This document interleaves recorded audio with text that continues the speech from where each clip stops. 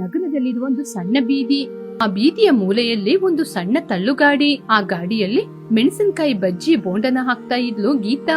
ಗೀತಳ ಕೈ ಅಡುಗೆ ಅಂದ್ರೆ ಆ ಸುತ್ತಮುತ್ತ ಗ್ರಾಮದಲ್ಲೇ ಫೇಮಸ್. ಅವರು ಗಾಡಿ ಇರುವ ಜಾಗದಲ್ಲಿ ಜನರ ಸಂಖ್ಯೆ ಕಡಿಮೆ. ಗೀತನಿಗೆ ರೀತು ಎನ್ನುವ ತಂಗಿ ಇದ್ಲು.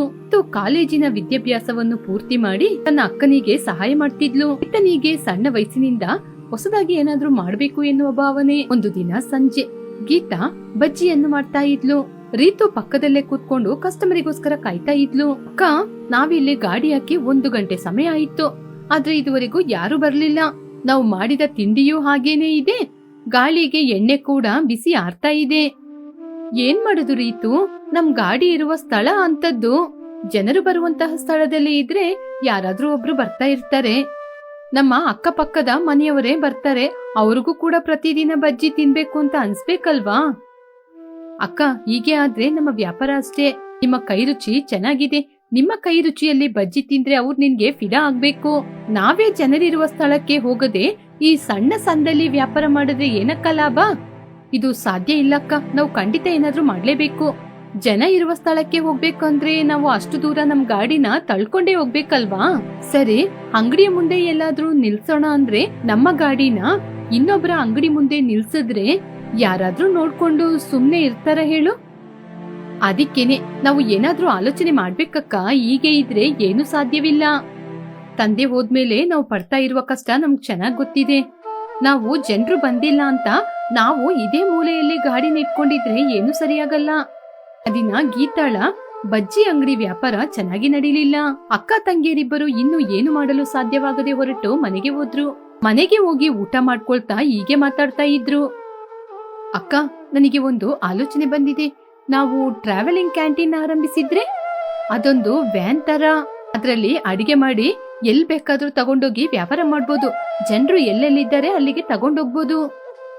ರೀತು, ನಿನ್ ಪ್ಲಾನ್ ಏನು ಚೆನ್ನಾಗಿದೆ, ಆದ್ರೆ ವ್ಯಾನ್ ತಗೊಳ್ಳಿಕ್ಕೆ 5 ರಿಂದ 10 ಲಕ್ಷ ಬೇಕಲ್ವಾ? ನಮ್ ಜೊತೆ ಅಷ್ಟೊಂದು ಹಣ ಇಲ್ವಲ್ಲ. ನಮಗೆ ಅಷ್ಟು ದೊಡ್ಡ ಮೊತ್ತದಲ್ಲಿ ಹಣ ಯಾರು ಕೊಡ್ತಾರೆ ಹೇಳು? ಅಕ್ಕ, ಬ್ಯಾಂಕ್ ಅಲ್ಲಿ ಸಾಲ ತಗೊಳ್ಳೋಣ. ನಮ್ ಜೊತೆ ಅಡಿಗೆ ಮಾಡುವ ನೈಪುಣ್ಯತೆ ಇದೆ. EMI ಅಲ್ಲಿ ನಾವು ದುಡ್ದು ಬ್ಯಾಂಕಿಗೆ ಸ್ವಲ್ಪ ಅಮೌಂಟ್ ಅನ್ನು ಕಟ್ಟಿದ್ರೆ ಆಯ್ತು. ಬ್ಯಾಂಕ್ನವರು ಸಾಲ ಕೊಡುವಾಗ ಶ್ಯೂರಿಟಿನ ಕೇಳ್ತಾರೆ. ನಮ್ ಜೊತೆ ಶ್ಯೂರಿಟಿಗೆ ಏನಿದೆ? ತಂದೆ ನಮ್ ಮೇಲೆ ಬರ್ದಿಟ್ಟ ಈ ಮನೆ ಮಾತ್ರ ಇರೋದು. ಈ ಮನೆನ ಅಡ ಇಟ್ಟು ಸಾಲ ಮಾಡಿದ್ರೆ ಏನಾದ್ರೂ ತೊಂದ್ರೆ ಬಂದ್ರೆ ಈ ಮನೆ ಕೂಡ ಹೋಗ್ಬಿಡುತ್ತೆ. ಆಮೇಲೆ ರಸ್ತೆಯಲ್ಲೇ ಇರ್ಬೇಕು. ಅದಕ್ಕೆ ಅಂತ ನಾವು ಹಾಗೆ ಕೂತ್ರೆ ಹೇಗಕ್ಕ? ಏನಾದ್ರೆ ಬರುತ್ತೆ ಅಂತ ಹಾಗೆ ಕೂತ್ರೆ ಸರಿನಾ? ನಮಗೆ ಅಂತ ಹೇಳ್ಕೊಳಕ್ಕೆ ಇರೋದು ಆ ತಳ್ಳುಗಾಡಿ ಮಾತ್ರ ತಾನೇ. ತಂದೆ ನೆನಪಿಗೋಸ್ಕರ ಇರುವ ಆ ಹಳೆಯ ಸ್ಕೂಟಿ ಅಷ್ಟೇ ತಾನೇ. ಇವಾಗ ಆ ಸ್ಕೂಟಿ ಕೂಡ ತುಕ್ಕಿಡ್ದು ಬಿದ್ದಿದೆ. ಸ್ಕೂಟಿ ಅಂತ ಹೇಳಿದ ತಕ್ಷಣ ರೀತುಗೆ ಏನೋ ಒಂದು ಆಲೋಚನೆ ಬಂತು. ಅವಳ ಕಣ್ಣು ದೊಡ್ಡದಾಯಿತು. ಅವಳ ಕಣ್ಣು ಶೆಡ್ಡಲ್ಲಿ ನಿಂತಿರುವ ಸ್ಕೂಟಿ ಮೇಲೆ ಹೋಯ್ತು. ಅಕ್ಕ, ನನಗೆ ಒಂದು ಐಡಿಯಾ ಬಂತು. ನಮ್ ತಂದೆಯ ಸ್ಕೂಟಿಯನ್ನೇ ಕಿಚನ್ ಆಗಿ ಬದಲಾಯಿಸಿದ್ರೆ ಹೇಗಾಗುತ್ತೆ? ವ್ಯಾನ್ ತಗೋಬೇಕಾದ ಅವಶ್ಯಕತೆ ಇಲ್ಲ. ಊರೆಲ್ಲ ಸುತ್ತಾಡ್ಕೊಂಡು ಸ್ಕೂಟಿ ಮೇಲೆ ಅಡಿಗೆ ಹೇಗೇನೆ ಮಾಡೋದು? ಹುಚ್ಚಿ ರೀತಿ ಮಾತಾಡ್ಬೇಡ. ಅಯ್ಯೋ ಅಕ್ಕ, ಹಾಗಲ್ಲಕ್ಕ. ಆ ಹಳೆ ಸ್ಕೂಟಿಗೆ ಸ್ವಲ್ಪ ಬದಲಾವಣೆಯನ್ನು ಮಾಡೋಣ. ಬ್ಯಾಕ್ ಅಲ್ಲಿ ಒಂದು ಕಬ್ಬಿಣದಿಂದ ಸ್ಟ್ಯಾಂಡ್ ಮಾಡಿ ಮೇಲೆ ನಾವು ವಸ್ತುಗಳನ್ನ ಇಟ್ಕೊಳ್ಳೋ ರೀತಿ ಪ್ಲಾನ್ ಮಾಡೋಣ. ಇದನ್ನೇ ಮೊಬೈಲ್ ಸ್ಕೂಟಿ ಪ್ಲಾನ್ ಅಂತ ಹೇಳೋದು. ನೀನು ಹಿಂದೆ ಮಾಡಿದ ಫುಡ್ ನ ಇಟ್ಕೊಂಡ್ರೆ ನಾನು ಡ್ರೈವ್ ಮಾಡ್ತೀನಿ. ಗಾಡಿಯಲ್ಲಿ ಅಷ್ಟೊಂದು ವೆಯ್ಟ್ ಇಟ್ರೆ ಗಾಡಿ ತಡೆಯುತ್ತಾ? ಅದು ಮಾತ್ರನಾ? ಪೊಲೀಸ್ ಅವರು ರಸ್ತೆಯಲ್ಲಿ ನಾವು ವ್ಯಾಪಾರ ಮಾಡಿದ್ರೆ ಸುಮ್ನೆ ಬಿಡ್ತಾರಾ?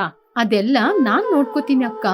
ಲೈಸೆನ್ಸು, ಪರ್ಮಿಷನ್ ಎಲ್ಲ ನಾನ್ ತಗೋತೀನಿ. ನೀನ್ ನನ್ಗೆ ಸಪೋರ್ಟ್ ಮಾಡಿದ್ರೆ ಸಾಕು. ನಮ್ ತಂದೆ ಸ್ಕೂಟಿ ನಮ್ನ ಕಾಪಾಡುತ್ತೆ. ಅವರ ಆಶೀರ್ವಾದ ಯಾವಾಗ್ಲೂ ನಮಗೆ ಇರುತ್ತೆ. ರೀತು ಮರುದಿನ ಮೆಕ್ಯಾನಿಕ್ ಬಳಿ ಹೋಗಿ ತನ್ನ ಐಡಿಯಾವನ್ನು ಹೇಳಿದ್ಲು. ಮೊದಲು ಅವನು ನಗ್ತಾ ಇದ್ರು. ರೀತುವಿನ ಐಡಿಯಾ ಕೇಳಿ ಆಶ್ಚರ್ಯಪಟ್ಟ. ಇಲ್ ನೋಡಮ್ಮ, ಇದು ಸ್ಕೂಟಿ, ಇದು ಲಾರಿ ಅಲ್ಲ. ನಿನ್ ಕಿಚನ್ ಬಾರನ ಇದು ತಡೆಯುತ್ತಾ?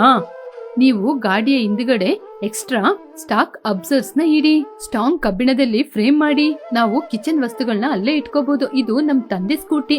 ಈ ಸ್ಕೂಟಿ ಮೇಲೆ ಖಂಡಿತ ನನಗೆ ನಂಬಿಕೆ ಇದೆ. ಸರಿ ಅಮ್ಮ, ನಿನ್ನ ಹಠನ ನೋಡಿದ್ರೆ ನನಗೇನೆ ನಂಬಿಕೆ ಬರ್ತಾ ಇದೆ.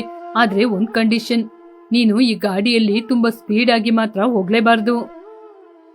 ಸರಿ ಅಣ್ಣ, ನನಗೆ ಸ್ಪೀಡ್ ಬೇಡ, ಸಕ್ಸಸ್ ಸಾಕು. ಒಂದೇ ವಾರದಲ್ಲಿ ಸ್ಕೂಟಿಗೆ ಅದ್ಭುತವಾದ ಕಿಚನ್ ಏರ್ಪಾಡಾಯಿತು. ಸಿಸ್ಟರ್ಸ್ ಸ್ಕೂಟಿ ಕಿಚನ್ ಅಂತ ಹೆಸರನ್ನು ಹಾಕಿದ್ಲು ರೀತು. ಗೀತಾ ಅದನ್ನು ನೋಡಿ ಆಶ್ಚರ್ಯಪಟ್ಲು. ರೀತು, ನೋಡ್ಲಿಕ್ಕೆ ಹೊಸದಾಗಿ ತುಂಬಾನೇ ಚೆನ್ನಾಗಿದೆ. ಆದ್ರೆ ಇಷ್ಟೊಂದು ವೆಯ್ಟ್ ಅಲ್ಲಿ ನೀನು ಗಾಡಿನ ಓಡ್ಸಕ್ಕೆ ಸಾಧ್ಯನಾ? ಅಕ್ಕ, ನನ್ ಗಾಡಿನ ಖಂಡಿತ ಓಡಿಸ್ತೀನಿ. ನೀನು ಧೈರ್ಯವಾಗಿ ಕೂತ್ಕೋ. ಜನರು ಇರುವ ಸ್ಥಳಕ್ಕೆ ಹೋದಾಗ ಅಡಿಗೆನ ಆರಂಭಿಸೋಣ. ಹೀಗೆ ಅದೇ ಊರಲ್ಲಿರುವ ಒಂದು ದೊಡ್ಡ ಪಾರ್ಕಿಗೆ ಅವರಿಬ್ಬರು ಹೊರಟು ಹೋದ್ರು. ರೀತು ನಿಧಾನವಾಗಿ ಡ್ರೈವ್ ಮಾಡ್ಕೊಂಡು ಪಾರ್ಕಿನ ಗೇಟಿನ ಬಳಿ ಹೋದ್ಲು. ಅಲ್ಲಿ ವಾಕಿಂಗ್ ಅಂತ ಬರೋರು ತುಂಬಾ ಜನರಿದ್ರು. ನಮ್ಮ ಅಂಗಡಿ ಇವತ್ತು ಇಲ್ಲೇ ಮೊದಲ ಜಾಗ.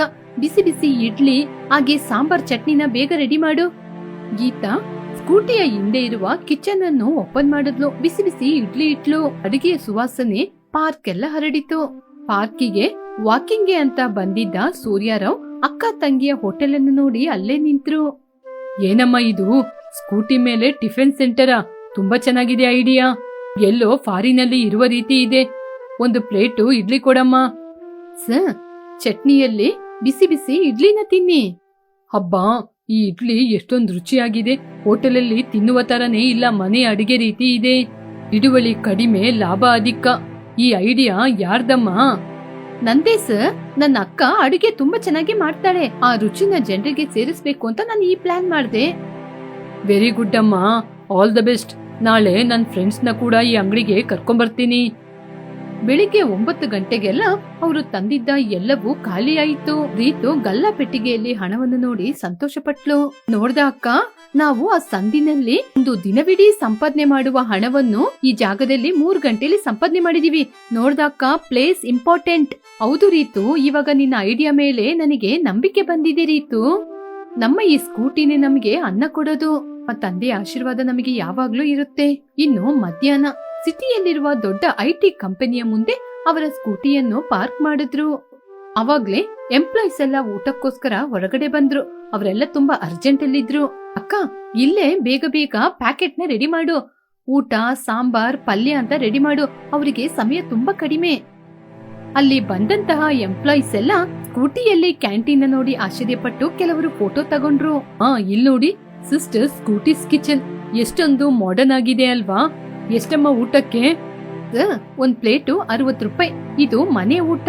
ಕಲಬೆರಕೆ ಇಲ್ಲದ ಎಣ್ಣೆ, ರುಚಿಕರವಾದ ಸಾಂಬಾರ್. ಈ ಅಡಿಗೆ ವಾಸನೆ ನಮ್ ತಾಯಿ ಮಾಡುವ ಅಡಿಗೆ ರೀತಿ ಇದೆ. ಪ್ರತಿದಿನ ಹೋಟೆಲ್ ಊಟ ತಿಂದು ತಿಂದು ತುಂಬಾನೇ ಉಷ್ಣ ಆಗಿದೆ. ನನಗೆ 2 ಪ್ಯಾಕೆಟ್ ಕೊಡಿ. ಗೀತಾ ಪಟಪಟ ಅಂತ ಪ್ಯಾಕ್ ಮಾಡಿದ್ಲು. ಸ್ವಲ್ಪ ಹೊತ್ತಿನಲ್ಲೇ ಸ್ಕೂಟಿ ಸುತ್ತಲೂ 30 ಜನ ಸೇರಿದ್ರು. ಅಕ್ಕ ತಂಗಿಯ ಅಡಿಗೆಯನ್ನು ನೋಡಿ ಜನರೆಲ್ಲ ಫಿದಾ ಆಗಿ ಹೋದ್ರು. ಇಲ್ ನೋಡು, ಈ ಮೆಣಸಿನಕಾಯಿ ಬಜ್ಜಿ ಎಷ್ಟೊಂದು ಫ್ರೆಶ್ ಆಗಿದೆ ಅಂತ. ನಾಳೆಯಿಂದ ಇಲ್ಲೇ ಊಟ ಮಾಡಕ್ ಬರೋಣ. ರೀತು, ಜನ ಜಾಸ್ತಿ ಆಗ್ತಾ ಇದ್ದಾರೆ. ವಸ್ತುಗಳು ಸಾಕಾಗುತ್ತಾ ಇಲ್ವಾ ಅಂತ ಭಯ ಆಗ್ತಿದೆ. ಅಕ್ಕ, ಭಯಪಡ್ಬೇಡ. ನಾಳೆಯಿಂದ ಕ್ವಾಂಟಿಟಿನ ಜಾಸ್ತಿ ಮಾಡೋಣ. ಕ್ವಾಲಿಟಿಗೆ ತೊಂದರೆ ಇರಬಾರ್ದು. ಇನ್ನು ಸಂಜೆಯ ಸಮಯ. ಅದೇ ಊರಲ್ಲಿರುವ ದೊಡ್ಡ ಮಾಲ್ ಬಳಿ ಜನರು ಬರುವ ಸ್ಥಳದಲ್ಲಿ ಗಾಡಿಯನ್ನು ನಿಲ್ಸಿದ್ರು. ಗೀತಾ ಸ್ಪೆಷಲ್ ಆದ ಮೆಣಸಿನಕಾಯಿ ಬಜ್ಜಿಯನ್ನು ಹಾಕಲಾರಂಭಿಸಿದ್ಲು. ಎಣ್ಣೆಯಲ್ಲಿ ಬಜ್ಜಿ ಬೇಯುವ ಶಬ್ದ ಅಲ್ಲಿರುವ ಜನರನ್ನು ಆಕರ್ಷಣೆ ಮಾಡಿತು. ಅಕ್ಕ, ಇಲ್ಲಿ ಖಾರಕ್ಕೇನೆ ಮೊದಲ ಸ್ಥಾನ. ಅದರಿಂದ ಖಾರನ ಸ್ವಲ್ಪ ಜಾಸ್ತಿ ಮಾಡು. ಸ್ಪೈಸಿಯಾಗಿ ಜನರು ಬಂದು ತಿಂತಾರೆ. ಬಜ್ಜಿಯ ವಾಸನೆಗೆ ಗಂಡಸರೆಲ್ಲ ಬಂದು ಸುತ್ತಲೂ ನಿಂತ್ರು. ಇನ್ಸ್ಟಾಗ್ರಾಮ್ ಅಲ್ಲಿ reels hockey best street food on scooty ಅಂತ ಟೈಟಲ್ ನ ಹಾಕಿದ್ರು. ಆ ವಿಡಿಯೋ ವೈರಲ್ ಆಯಿತು. ಅಕ್ಕ, ಪೇಜ್ ನ ನೋಡಿದ್ರ? ಜನ ನಮ್ಗೆ ಲೈಕ್ಸ್ ನ ಹಾಕ್ತಾ ಇದ್ದಾರೆ. ನಾಳೆಯಿಂದ ನಾವು ಇನ್ನೂ ಪ್ಲಾನ್ ಆಗಿ ಇರ್ಬೇಕು. ರೀತು, ನನಗೆ ಆಶ್ಚರ್ಯವಾಗಿದೆ. ಒಂದು ಸಮಯದಲ್ಲಿ ನಮ್ನ ಯಾರು ತಿರುಗಿ ಕೂಡ ನೋಡೋದಿಲ್ಲ. ಆದ್ರೆ ಇವಾಗ ನಮ್ ಜೊತೆ ಸೆಲ್ಫಿನ ತಗೋತಿದ್ದಾರೆ. ಕಷ್ಟ ನಮ್ದು. ಕ್ರೆಡಿಟ್ಸ್ ನಮ್ ಗಾಡಿದು. ತಂದೆ ಇದ್ದಿದ್ರೆ ನಮ್ನ ನೋಡಿ ತುಂಬಾ ಸಂತೋಷ ಪಡ್ತಾ ಇದ್ರು. ನಮ್ಮ ಗೆಲುವನ್ನು ನೋಡಿ ಅವರು ಆಶ್ಚರ್ಯ ಪಡ್ತಾ ಇದ್ರು. 1 ತಿಂಗಳು ಕಳೆಯಿತು. ಸ್ಕೂಟಿ ಕಿಚನ್ ಆ ನಗರದಲ್ಲಿ ತುಂಬಾ ಫೇಮಸ್ ಆಯಿತು. ಮಧ್ಯಾಹ್ನ ಲಂಚ್ ಸಮಯದಲ್ಲಿ ಫೋಟೋ ಶೂಟು ಹಾಕೊಂಡು ಒಬ್ಬ ವ್ಯಕ್ತಿ ಬಂದ. ಅವನು ಬೇರೆ ಯಾರೋ ಅಲ್ಲ, ಬ್ಯಾಂಕ್ ಮ್ಯಾನೇಜರ್ ಆದ ರಾಮ್ ಮೋಹನ್. ಇಲ್ಲಿ ನೋಡಿ ಅಮ್ಮ, ನಿಮ್ಮ ಬಿಸ್ನೆಸ್ ಮಾಡೆಲ್ ನ ನಾನು ಸ್ವಲ್ಪ ದಿನದಿಂದ ನೋಡ್ತಾ ಇದ್ದೀನಿ. ತುಂಬಾ ಇನೋವೇಟಿವ್ ಆಗಿ ಇದೆ. ನಿಮ್ಮ ಬಿಸ್ನೆಸ್ ನ ಇನ್ನು ದೊಡ್ಡದಾಗಿ ಮಾಡ್ಲಿಕ್ಕೆ ನಿಮ್ಗೆ ಏನಾದ್ರೂ ಲೋನ್ ಏನಾದ್ರೂ ಬೇಕಾಗಿತ್ತಾ? ಹೌದು ಸರ್, ಆದ್ರೆ ನಮ್ ಜೊತೆ ಶೂರಿಟಿ ಅಂತ ಯಾರೂ ಇಲ್ಲ. ಆಗ ಶೂರಿಟಿ ಅಂತ ಏನು ಬೇಡ. ನಿಮ್ಮ ಸ್ಟಾರ್ಟ್ಅಪ್ ಸಕ್ಸಸ್ ಆಗಿದೆ. ನಿಮ್ಮಿಬ್ಬರನ್ನ ನೋಡಿ ನಮ್ ಬ್ಯಾಂಕ್ ಕಡೆಯಿಂದ 10 ಲಕ್ಷ ನಿಮ್ಮ ಮೇಲೆ ಸಾಲ ಕೊಡ್ಲಿಕ್ಕೆ ನಾವು ರೆಡಿ ಇದ್ದೀವಿ. ಇದರಿಂದ ನೀವು ಇನ್ನು 5 ಸ್ಕೂಟಿಯನ್ನು ತಗೋಬಹುದು. ಇನ್ನು ಸ್ವಲ್ಪ ಹೆಂಗಸರಿಗೆ ನೀವು ಕೆಲಸವನ್ನು ಕೊಡ್ಬೋದು. ತುಂಬಾ ಥ್ಯಾಂಕ್ ಯು ಸರ್. ನಮ್ಮ ಆಸೆ ನೆರವೇರಿದೆ. ನಮ್ಮ ತಂದೆಯ ಕನಸು ಕೂಡ ಇವತ್ತು ನೆರವೇರಿದೆ. ನಿಮಗೆ ಲೋನ್ ಮಾತ್ರ ಅಲ್ಲ, ನಮ್ಮ ಆಫೀಸ್ ಸ್ಟಾಫಿಗೆ ಮಧ್ಯದ ಲಂಚ್ ಕೂಡ ನೀವೇ ಮಾಡ್ಕೊಡ್ಬೇಕು. ಬಂದು ಅಗ್ರಿಮೆಂಟ್ ಎಲ್ಲ ಹಾಕೊಳ್ಳಿ.